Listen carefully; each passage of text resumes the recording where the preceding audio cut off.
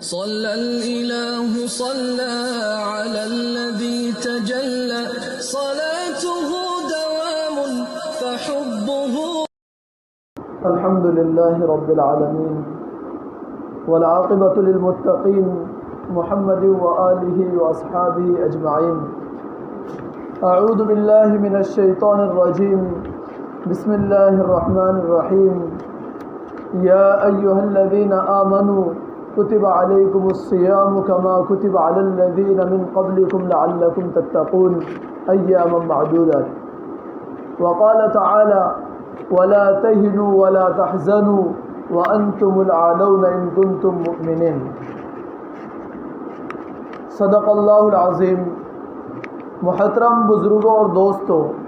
اللہ تعالیٰ کا بڑا احسان ہوا، فضل ہوا کہ اللہ تعالیٰ نے رمضان المبارک جیسا مقدس مہینہ ہمیں عطا فرمایا ہے، اور اس مقدس مہینے میں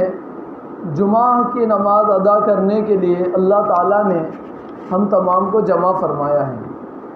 محترم بزرگوں اور دوستوں، رمضان المبارک کا مقدس مہینہ چل رہا ہے اور یہ بہت ہی اہم مہینہ ہے. اللہ کے رسول صلی اللہ علیہ وسلم 2 مہینے پہلے سے اس مہینے کی برکتوں کے لیے کوشاں رہتے تھے، اور اللہ کے رسول صلی اللہ علیہ وسلم دعا کیا کرتے تھے اللہم بارک لنا فی رجب و شعبان وبلغنا رمضان. تو اس مہینے کی ہمیں خوب قدر کرنی ہے، اور اس مہینے کی قدر کیا ہے کہ ہم اس مہینے میں روزوں کا اہتمام کریں، تراویح کا اہتمام کریں، اور اپنے آپ کو خوب عبادتوں میں لگائے، کیونکہ روزے کا مقصد ہے انسانوں کو متقی بنانا. اللہ تعالیٰ بیان فرماتے ہیں لعلکم تتقون، کہ روزے تم پر اس لیے فرض کیے گئے ہیں کہ تم کو متقی بنائے. اور متقی کسے کہتے ہیں؟ متقی کہتے ہیں کہ ہر وقت اللہ کا تصور اس کے ذہن میں ہو کہ کس موقع پر مجھے کیا کام کرنا ہے. یہ تصور اس کے ذہن میں ڈالنے کے لیے اللہ تعالیٰ نے اس پر روزے فرض کیے ہیں. اور روزے یہ کوئی مشقت کے لیے اور بھوک پیاس برداشت کروانے کے لیے نہیں ہے، بلکہ یہ اللہ کا حکم ہے، اور اللہ کے حکم کی تعمیل کے لیے روزے ہم پر فرض کیے گئے. آج ہمارے اوپر مشقتیں ہو رہی ہے، روزے رکھنے میں دشواریاں ہو رہی ہے. ہم اس کو نہ دیکھیں، بلکہ چند معدود دن ہے. بعد میں تو 11 مہینے ہمیں روزہ رکھنا نہیں ہے، بلکہ صرف 1 مہینہ ہمیں روزے کی تلقین کی گئی ہے، اور یہ اللہ کا حکم ہے، اور اللہ کے حکم کی بجاوری ہم تمام پر ضروری ہے. صحابہ کرام رضوان اللہ تعالی علیہم اجمعین نے رمضان المبارک کے مقدس مہینے میں جنگیں لڑی ہیں، روزے رکھ رکھ کر انہوں نے جنگیں لڑی ہیں. کیا جنگ میں مشقت نہیں ہوتی؟ جب انہوں نے اتنا سا برداشت کر لیا تو کیا ہم کچھ دیر کے لیے اس دھوپ کو برداشت نہیں کر سکتے؟ ہم کر سکتے ہیں. ہمیں خوب روزوں کا اہتمام کرنے کی ضرورت ہے. صحابہ کرام نے جنگیں لڑی ہے، اس میں سے ایک جنگ غزوہ بدر ہے جو 17 رمضان کو لڑی گئی. تو اس کا کچھ نقشہ میں آپ حضرات کے سامنے بیان کر دیتا ہوں، کیونکہ اسلام میں جو جنگیں ہوئی ہیں اس کی تاریخ ہمیں معلوم ہونا یہ بھی بہت ضروری ہے، اور وہ کس ڈیفینیشن میں ہوئی ہے، کس موقع پر ہوئی ہے، یہ تمام چیزیں ہمیں جاننا ضروری ہے. تو اسلام میں جو جہاد کا تصور ہے اور جو آج لوگ جہاد کا تصور سمجھتے ہیں، اس میں بہت بڑا فرق ہے.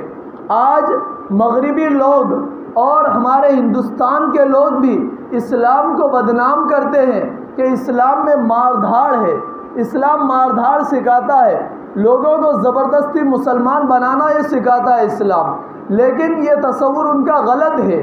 یہ تصور اس لیے آیا کہ انہوں نے جہاد کا مطلب نہیں سمجھا، جہاد کا مقصد نہیں سمجھا. پہلے تو جہاد کا مطلب سمجھنے کی ضرورت ہے، جہاد کا معنی سمجھنے کی ضرورت ہے، جہاد کا مقصد سمجھنے کی ضرورت ہے. جہاد کا معنی کیا ہے؟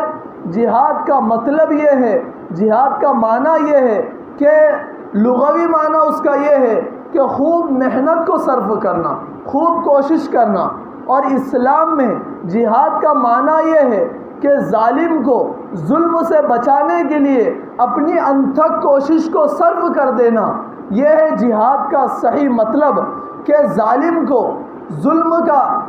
کا خاتمہ کرنے کے لیے اپنے آپ کو خوب لگا دینا، اپنے جان مال کو لگا دینا، اپنی صلاحیتوں کو لگا دینا، اپنے قلم کو لگا دینا، یہ تمام چیزیں جہاد کے مطلب میں آتی ہے۔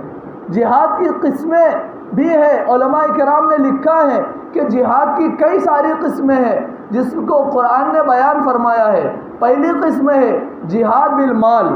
کہ مال کے ذریعے جہاد کرنا، لیکن الرسول والذین آمنوا معه جاہدوا باموالہم وانفسہم، کہ اللہ کے رسول صلی اللہ علیہ وسلم اور ان کے ساتھ مومنین، یہ ان کی تعریف بیان کی جا رہی ہے کہ وہ لوگ ہیں جو جہاد کرتے ہیں اپنے مالوں کے ذریعے بھی اور اپنی جانوں کے ذریعے بھی۔ مالوں کے ذریعے جہاد کا کیا مطلب ہے کہ جہاں جہاں مال کی ضرورت پڑے گی اسلام کی اشاعت کے لیے، ظلم کے خاتمے کے لیے، تو وہاں مال کا صرف کرنا، وہاں مال کا لگانا، یہ جہاد بالمال کے زمرے میں آتا ہے۔ جیسے اگر پولیس مسلمانوں کو، مظلوموں کو پکڑ کر لے جاتی ہیں، سلاخوں کے پیچھے بے گناہ ڈال دیتی ہیں، تو اس کیس کے لیے پیسہ لگانا اور ان لوگوں کو چھڑانے کے لیے مال کو لگانا، یہ بھی جہاد بالمال ہے۔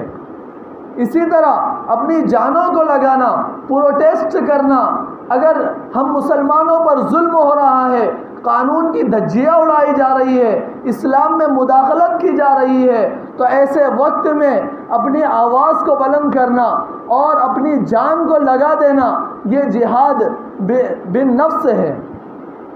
جہاد بالمال بھی ضروری ہے، جہاد بالنفس بھی ضروری ہے، اسی طرح جہاد باللسان بھی ضروری ہے۔ جہاں جہاں اسلام کی تاریخ بیان کرنے کی ضرورت آئیں گی، اسلام کا تصور جہاد بیان کرنے کی ضرورت آئیں گی، جہاں جہاں لوگوں کو اسلام کی طرف مائل کرنے کی بات آئیں گی، تو وہاں زبان کھولنا اور وہاں بولنا، یہ زبان کے ذریعے جہاد کرنا ہے۔ اسلام صرف تلوار کے ذریعے مار کاٹ نہیں سکھاتا، بلکہ اسلام ہر طرح سے کوشش کرنا، ظلم کا خاتمہ کرنا، یہ اسلام سکھاتا ہے۔ تو ایک تو جہاد بالمال ہے، دوسرے جہاد بالنفس ہے، اور تیسرے جہاد باللسان ہے۔ اسی طرح جہاد باللسان کے زمرے میں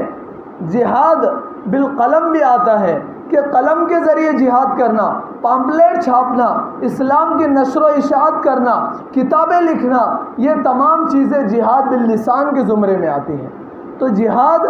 صرف مار کاٹ کا نام نہیں ہے، بلکہ جہاد کا مقصد ہی یہی ہے کہ اس دنیا سے ظلم کا خاتمہ ہو جائے۔ جو ظالم طاقتیں سر اٹھاتی ہیں، مظلوموں پر ظلم کرتی ہیں، دبے کچلے طبقوں پر ظلم کرتی ہیں، تو دبے کچلے طبقوں کو اور اسی طرح مسلمانوں کو ظلم سے بچانے کے لیے اور ان ظالم طاقتوں کو زیر کرنے کے لیے اپنے آپ کو جس طرح سے ہم لگا سکتے ہیں اس طرح سے لگانا، یہ جہاد کا مقصد ہے۔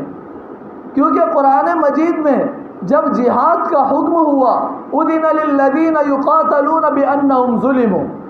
کہ جہاد کی اجازت دی گئی ہے ان لوگوں کو جن پر ظلم کیا گیا، جو مظلوم ہے، تو پتہ چلا کہ جہاد کا مقصد ہے کہ اس دنیا سے ظلم کا خاتمہ کرنا اور دبے کچلے طبقے کے لوگوں کی مدد کرنا۔ تو اسی پس منظر میں جب مسلمان مکہ چھوڑ کر، مکہ سے ہجرت کر کے مدینہ آ گئے، ان مشرکین کے ظلم و زیادتیوں کی وجہ سے اللہ تعالیٰ نے اجازت دے دی تو تم یہاں سے نکل کر مدینہ چلے جاؤ اور وہاں دین کی اشاعت، نشر و اشاعت کرو۔ تو مشرکین کو یہ برداشت نہیں ہوا کہ وہاں بھی لوگ مسلمان امن و چین سکون کی زندگی گزارے، تو انہوں نے مشورہ کیا کہ مسلمانوں کو کس طرح زیر کیا جائے۔ لہذا مشورے میں یہ بات طے ہوئی کہ مال جمع کیا جائے اور اس مال کی تجارت کی جائے، اور تجارت میں جو نفع آئے گا وہ ہمارے مسلمانوں کو ختم کرنے کے لیے اور جنگ اسلحے لانے کے لیے وہ مال لگایا جائے۔ لہذا ابو سفیان کو تیار کیا گیا کہ وہ ملک شام مال لے کر جائیں گے اور تجارت کر کے مال لائیں گے، اور پھر اس کا جو نفع آئے گا وہ ہم مسلمانوں کے خلاف اسلحے خریدنے میں اور جنگیں کرنے میں ہم اس کو صرف کریں گے۔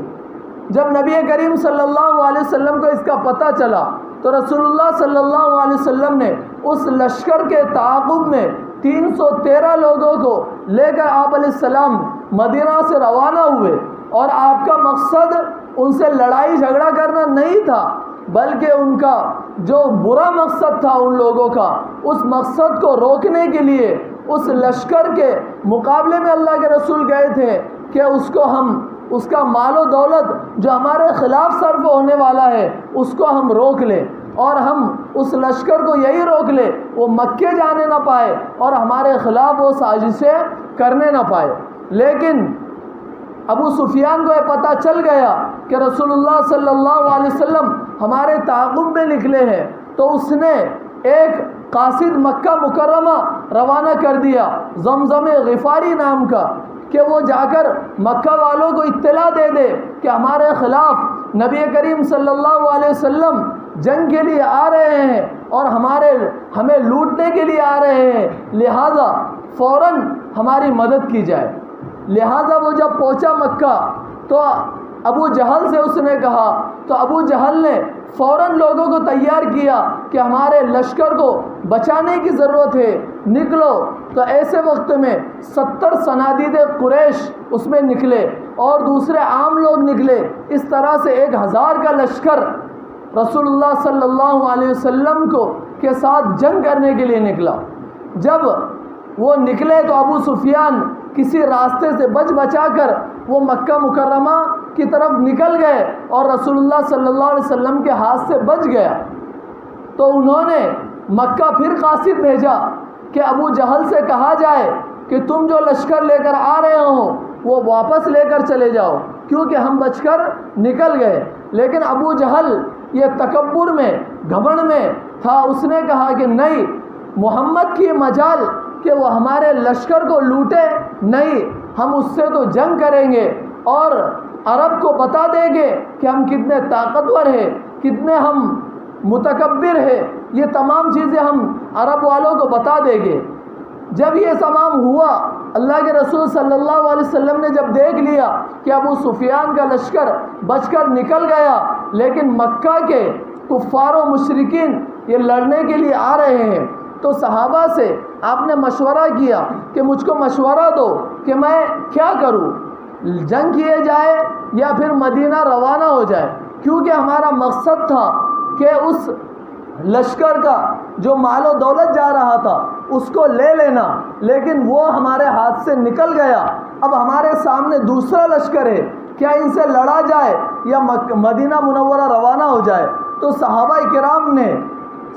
کرام اللہ کے رسول صلی اللہ علیہ وسلم کی ایک ایک اداؤں پر عمل کرنے والے تھے، ایک ایک خواہش کو پورا کرنے والے تھے۔ صحابہ کرام نے ایک ایک کر کے کھڑے ہو کر یہ اپنی رائے ظاہر کی کہ اللہ کے رسول صلی اللہ علیہ وسلم ہم جب نکلے ہیں تو آپ ہمیں جو حکم دیں گے وہ ہم کرنے کے لیے تیار ہیں، اگر ہم آپ ہمیں لڑنے کا حکم دیں گے تو ہم لڑنے کے لیے تیار ہیں، آپ ہمیں واپس جانے کا حکم دیں گے تو ہم واپس جانے کے لیے تیار ہیں۔ لہٰذا رسول اللہ صلی اللہ علیہ وسلم نے صحابہ کا یہ جوش دیکھا اور یہ ولولہ دیکھا تو آپ علیہ السلام نے اعلان کر دیا کہ ان سے لڑا جائے، ان کی طاقت کو زیر کیا جائے، ان کی طاقت کو مٹی میں ملایا جائے، تاکہ یہ سمجھ جائے کہ اسلام یہ بہت مہذب مذہب ہے، اسلام سے جو چھیڑے گا اس کو اسلام نہیں چھوڑے گا۔ لہٰذا رسول اللہ صلی اللہ علیہ وسلم نے ان سے جنگ کا اعلان کر دیا اور مقام بدر میں یہ جنگ ہوئی۔ اللہ کے رسول صلی اللہ علیہ وسلم نے پہلے ہی بتا دیا تھا کہ فلاں جگہ ابو جہل قتل ہوگا، فلاں جگہ عتبہ قتل ہوگا، فلاں جگہ شیبہ قتل ہوگا، فلاں جگہ ولید قتل ہوگا۔ یہ تمام آپ علیہ السلام نے تمام لوگوں کے مقتل پہلے ہی آپ علیہ صحابہ کرام رضوان اللہ تعالی علیہم اجمعین کو بتا دیے تھے۔ پھر جب جنگ کارزار ہوئی، گھمسان کی لڑائی ہوئی، تو وہ صنادید قریش جو تھے 14 قریش کے سردار مارے گئے اور 70 دوسرے لوگ ملا کر 14 قریش کے سردار اور دوسرے لوگ ملا کر 70 لوگ مارے گئے اور 70 قیدی بنا کر لائے گئے۔ تو اس سے پتہ چلتا ہے کہ وَلَا تَهِنُوا وَلَا تَحْزَنُوا وَأَنْتُمُ الْأَعْلَوْنَ إِن كُنتُم مُؤْمِنِينَ، کہ اگر تم سچے مومن بنے رہو، اگر تم سچے اللہ کے رسول کی اطاعت کرنے والے ہو، اللہ کی مان کر زندگی گزارنے والے ہوگے تو تم ہی سربلند رہو گے، تمہیں گھبرانے کی ضرورت نہیں ہے، تمہیں نیچا اپنے آپ کو دکھانے کی ضرورت نہیں ہے، بلکہ اگر تم مومن کامل ہو، اپنے آپ کو متقی بناؤ، اپنے آپ کو سچے پکے مومن بناؤ گے تو تم ہی سربلند رہو گے اور تم ہی بڑے پائے اور کامیابی کے راہوں پر گامزن ہوگے۔ تو آج کی بات میں جو بتایا گیا، پہلی بات تو یہ بتائی گئی کہ ہمیں روزوں کا اہتمام کرنا چاہیے، روزوں میں جو مشقتیں آتی ہے ہمیں اس کو برداشت کرنا چاہیے۔ صحابہ کرام نے روزے رکھ کر جنگیں لڑی ہے، تو ہمیں جنگیں تو نہیں لڑنا ہے، لیکن ہمیں جو مشقت آ رہی ہے اس کو برداشت کرنا ہے اور روزوں کا اہتمام کرنا ہے، تراویح کا اہتمام کرنا ہے۔ اور دوسری بات، جہاد کا مقصد بیان کیا گیا، جہاد کا معنی بیان کر دیا گیا، اور جہاد صرف مار دھاڑ کا نام نہیں ہے، صرف تلوار سے لڑائی کا نام نہیں ہے، بلکہ جہاد ظلم کو ختم کرنے اور انصاف کی آواز کو بلند کرنے کا نام ہے۔ یہ تمام چیزیں آج کی بات میں بتائی گئی ہیں۔ اللہ تعالیٰ سے دعا ہے کہ اللہ تعالیٰ ہمیں اسلام کا جو مقصد ہے اس میں چلنے کی توفیق عطا فرمائے اور ہمیں صحیح اسلام کی تاریخ جاننے کی توفیق عطا فرمائے، اور اللہ تعالیٰ ہمیں متقی پرہیزگار بنائے، اللہ تعالیٰ ہمیں روزوں کا اہتمام کرنے کی توفیق عطا فرمائے۔ وآخر دعوانا الحمد للہ رب العالمین۔